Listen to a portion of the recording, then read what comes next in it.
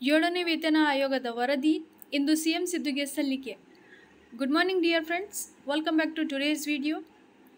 This video is going to be very important for you, and in this video we will get a great news to all the government servants. Okay, ಸರ್ಕಾರಿ ನೌಕರರಿಗೆ ಒಂಥರ ಸಿಹಿ ಸುದ್ದಿ ಆಗಿದೆ ಇದು.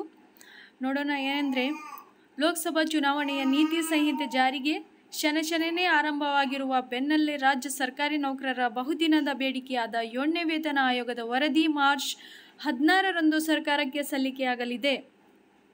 ಮುಖ್ಯಮಂತ್ರಿ ಸಿದ್ದರಾಮಯ್ಯ ಅವರನ್ನು ಶನಿವಾರ ಬೆಳಗ್ಗೆ 10 ಗಂಟೆಗೆ ನಿವಾಸ ಕಾವೇರಿಯಲ್ಲಿ ಭೇಟಿ ಮಾಡಲಿರುವ ನಿವೃತ್ತ ಮುಖ್ಯ ಕಾರ್ಯದರ್ಶಿ ಸುಧಾಕರ್ ರಾವ್ ನೇತೃತ್ವದ ನಿಯೋಗ ರಾಜ್ಯ 7ನೇ ವೇತನ ಆಯೋಗದ ವರದಿಯನ್ನು ಸಲ್ಲಿಸಲಿದೆ ಎಂದು ಮುಖ್ಯಮಂತ್ರಿ ಕಚೇರಿ ಮೂಲಗಳು ಸ್ಪಷ್ಟಪಡಿಸಿವೆ.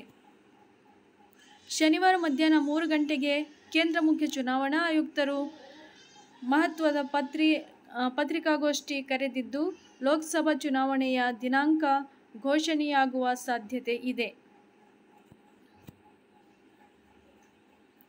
ಒಂದೊಮ್ಮೆ ದಿನಾಂಕ ಘೋಷಣೆಯಾದರೆ ತಕ್ಷಣದಿಂದಲೇ ಚುನಾವಣಾ ನೀತಿ ಸಂಹಿತೆ ಜಾರಿಗೆ ಬರಲಿದೆ. ಆಯೋಗದ ಅವಧಿ ಮಾರ್ಚ್ 15ಕ್ಕೆ ಮುಕ್ತಾಯ ಆಗಿದ್ದು, ಶನಿವಾರವೇ ವರದಿ ಸಲ್ಲಿಕೆಯಾಗಲಿದೆ. So this is the best news for all the government aspirants. Hope for the best for 7th pay implementation. Thank you for watching. Like, share and subscribe.